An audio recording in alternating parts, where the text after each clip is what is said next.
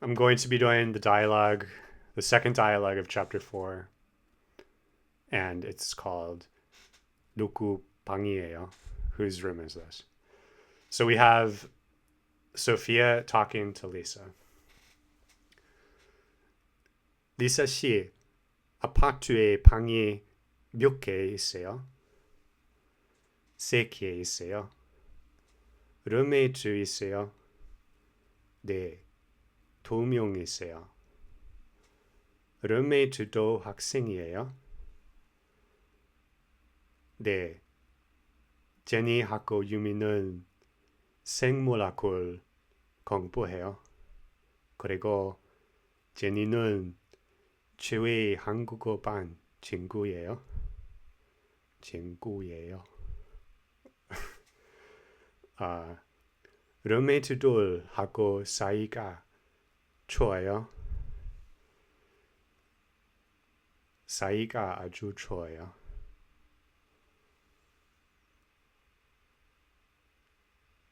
이건 누구 방이에요?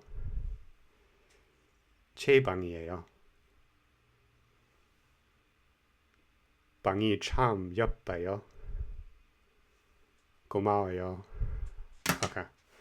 So I feel okay about this dialogue. One thing I just want to mention that kind of clicked for me here. In previous lessons, we had a sentence that was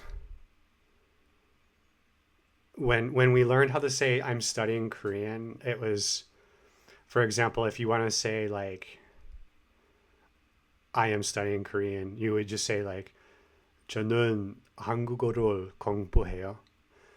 And I was a little bit confused about 한국어를 공부해요 because actually let me look up the Hanja for this. I was gonna do it before I did the video, but I forgot. The Hanja for gongbu is like it sounds a lot like a Chinese gongke or something like that, but I don't think it's ke. I think it's gonna be another. Um, so I should have done this previous to the. So when when I type Korean, it takes me a while still. Gong. That's not it. Gong. Bu. There's the bu. Gong bu. I've been using ChatGPT to look up Hanja, actually. Let's see, what is the Hanja for this? Anyway, so the reason I was a little bit confused, it's Gong. What? Gongfu. It's Gongfu, really? Oh, okay, that makes sense. Gongfu, Gongpo. Okay. So yeah, like the Hanja is Gong is anyway. So the point is that in these verbs, they call them like I think they call them ha verbs or hata verbs or something. What's happening here is you have a word from Chinese which is verb plus object, like a verb plus object pair.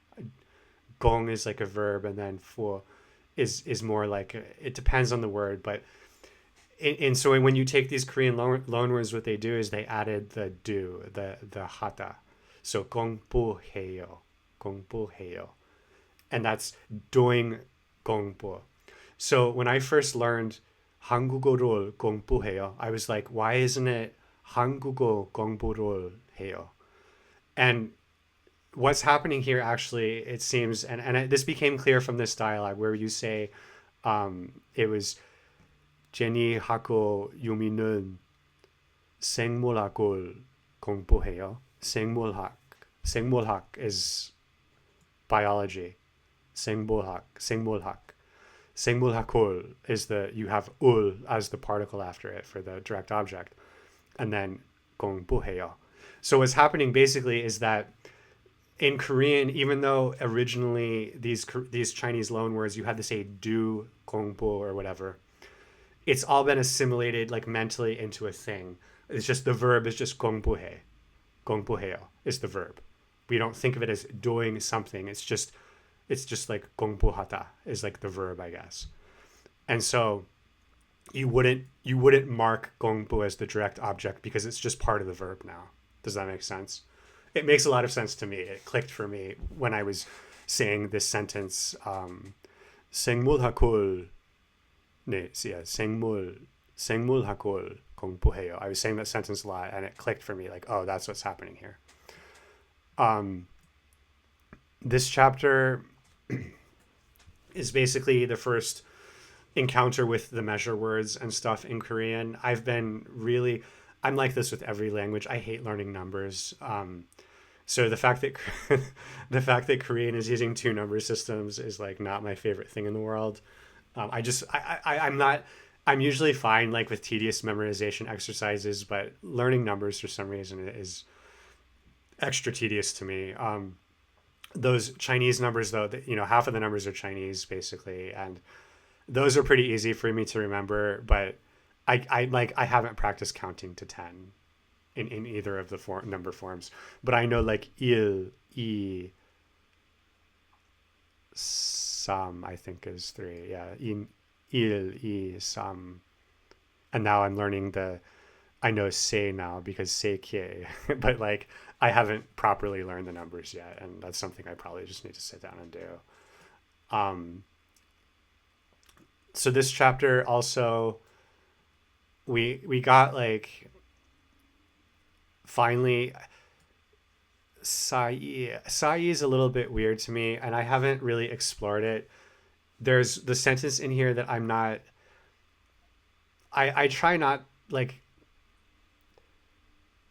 It might be worth looking up exactly what's going on here, but this sentence where they ask, "rum에 두돌 하고 사이가 좋아요." "rum에 두돌 하고 사이가." So I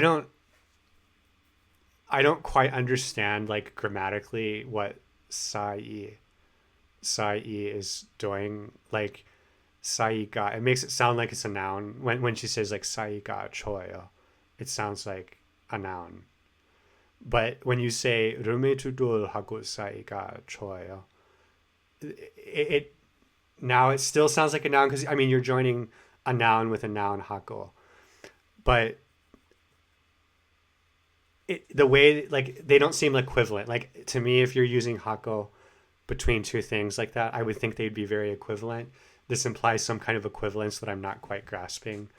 Like, and then in the answer, like rum에 두돌 하고 사이가 좋아요, and then she answers 사이가 아주 좋아요. So she doesn't mention the roommates again. So I think like I'm kind of a little bit in the dark what's happening exactly there. Um, and I'd like to see more sentences using that to really have it click. But I kind of presume it's going to be kind of like the 한국어를 공부해요, where I originally was like, well, why is the rule after 한국어 instead of 공부? And then it just kind of clicked for me later. I kind of assume it's going to be a thing like that. Like there will be another structure that ends up looking a lot like 사이가, like rum에 두돌 하고 사이가, and those whatever that other structure is will look like, and it'll be like, oh, I get it now. So I'm kind of just relying on that happening, I think. A few pronunciation things.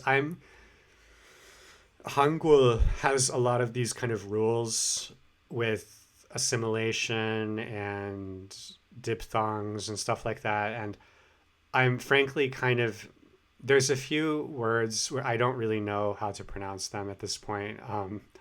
The pronoun that I'm using for the first person pronoun, like 저는, I hear aspiration on that. Whenever I hear the audio file saying that word, I'm hearing some amount of aspiration. Now, I don't think it's correct to say like 저는, but if I say like 저는, it doesn't sound like it's aspirated as much as they're saying it. And I don't have a good person to ask stuff about. I've been asking ChatGPT about stuff like this. I realize like you can't take everything it says as gospel, but like it said that, sometimes there is some amount of aspiration on that word. And so this chapter introduced the J form, like J, like my, and then we have like 주의, we have 그리고 제니는 주의 한국어 반 친구예요. 주의 한국어 반. So every time I hear that, like it's always I don't think I'm pronouncing it quite right. I don't understand why it has like an H sound. Well, I've noticed a lot of H sounds that aren't really pronounced in Korean so far, but I don't understand why you have to write it on that word because other pronouns don't write it. And I'm a little bit, there's some things on this chapter I'm still actually kind of confused about, but I think they're ultimately things that don't matter a whole lot, would be the best way to get that across. Um, Choi, oh, I, that's another word I can't, like, it's the same letter, it's the same sound as Junun, Junun, Junun. And again, I'm hearing a lot of aspiration, but it's not actually an aspirated letter.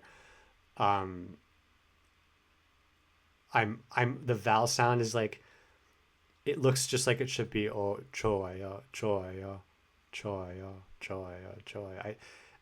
And it's just one of these words, like, I think it's lexical interference, honestly. Like, if I would just listen and say it exactly how I hear it, but I feel like I hear it a little bit differently every time, maybe. It's just one of those words, like, I'm not quite, it's not quite clicking for me, and I don't think I'm pronouncing it entirely correctly. Saika, Saika, Ju, Joyo, Joyo, Joyo, Joyo. I don't know. It's Jo, Joyo. It's, I don't know. I don't know if it's right or not. But overall, like, this chapter was cool because, like, it feels like things are starting to come together somehow. Like, we're finally kind of branching into a chapter where I'm learning a lot of really, really useful phrases. For example, asking how 몇 개 있어요. So 몇 plus measure word 있어요. How many are there? That's super useful. Um, and those are the kinds of things, like, where I talked about my memorizing dialogue strategy and why I think it's good. When I have a sentence memorized, like, 아파트에 방이 아파트에 방이 몇 개요? 몇 개 있어요? 아파트에 방이 몇 개 있어요? And you can see I do have it memorized, but it took me a while to get it out. 아파트에 방이, and that was another sound I wanted to talk about. This bus, this unaspirated bus sound. 아파트에 방이 몇 개 있어요? So when I on the dialogue, I definitely, like, I know it's not a voiced B and an aspirated P like in English. I know that. But I gotta be perfectly honest with you. When I listen to the audio on this, I just hear an aspirated P. When she says bang, pangi, I hear an aspirated P. Now, I'm not gonna say pangi because I know that's wrong. But my mental filter makes it sound like an aspirated P when I hear this. Um, apatue, that's actually a P. Apatue, that's a P sound. Apatue pangi is not aspirated, but I'm hearing it as aspirated. Um, and I don't know, like, my my understanding of this sound is that it's unaspirated P, which would be like in Chinese, like bo, bo, which doesn't, when I hear bo, I don't hear aspiration at all. So I want to say like bang, bangi, bangi, bangi, bangi. But that doesn't sound like what they're saying. I don't know. There's something there that's not clicking for me. But going back to what I was saying, having the sentence memorized, like 아파트에 방이 몇 개 있어요, is super useful. Like, I can say, like, 아파트에 사람 몇 명 있어요. I actually see, this is an assimilation rule. 몇 명. It's probably 몇 명. I don't know. Like, how do you ask how many people are there? 몇 명. It sounds like it would be 몇 명 instead of 몇 명. Because it's 몇 개요, because there's assimilation happening with that stop sound. But yeah, that's something I want to look up. But yeah, like, asking how many people are there in the apartment. 아파트에 사람 명명했어요. Maybe that's how you say it. But that's the kind of sentence building that I feel like I can actually start doing, really starting with this chapter. This is the first chapter where I've really felt like, oh yeah, I can actually start building some sentences and using words that I know. And maybe you wouldn't actually use the word saram for this context. Like I've noticed from watching a lot of K dramas, there's another word they use, like there's a word they use for humans. It's like it reminds me of the Japanese word, this like ning something. It sounds like that. It's like a Japanese loan word, I'm guessing, ningen or something like that. Um, and then there's saram, and there's like another word that I don't actually remember what it sounds like, but I've seen it. So asking like how many people are there, I don't know if you would actually use saram or if you'd use a different word for people, but that's the kind of thing I like to practice, like inserting a different word. So I guess the other thing I wanted to talk about was Anki. Um, I've been watching a lot of Evil Diaz videos, and I he's got this method that he talked about for Anki, which is actually quite similar to the method I talked about, except I don't use Anki. And I've been thinking about introducing Anki, but to be quite honest with you, I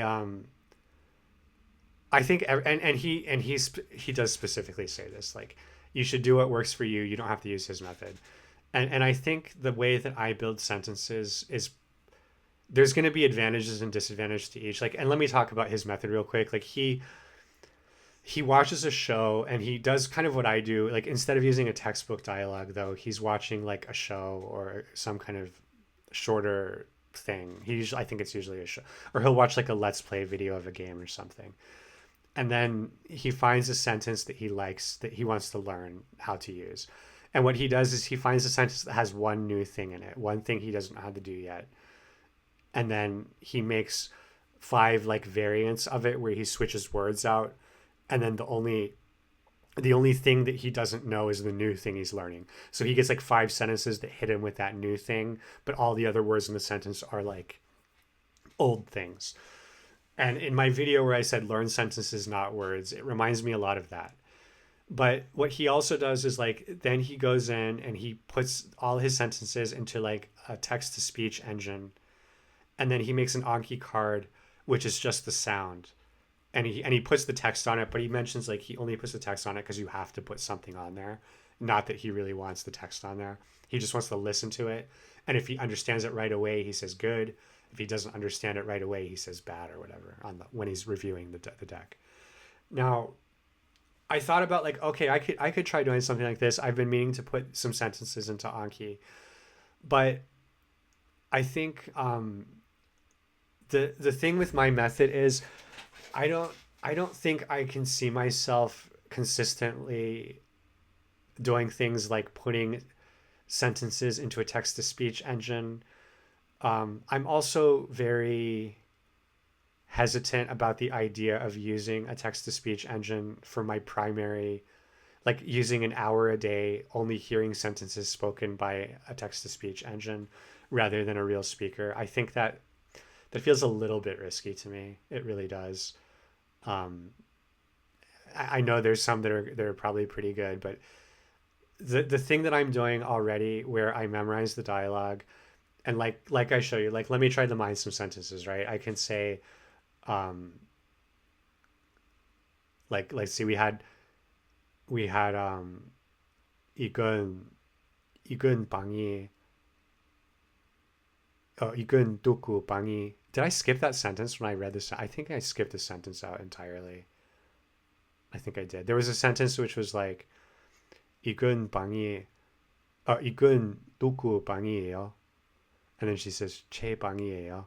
I think I just skipped the sentence. I don't remember. But so you could say like at the what I'm doing here with like 이건 방이, you could 이건 방이. I mean, the aspiration is killing me on that. 이건 방이, 이건 누구 방이에요? And I always keep wanting to put 누구 at the end because the Chinese does that. It's like it's interfering with me. But so I could mine the sentence like that where I could just say like 이건 it's ikon or ikon. I think it's ikon. Ikon. That's another one of those. It sounded like it was ikon, but reading the Hangul, it looked more like ikun to me. Um, ikun. What else could I ask about? See, like I don't. I have like words like the skull. Like, is this your skull? Ikun. Could I say like ikun?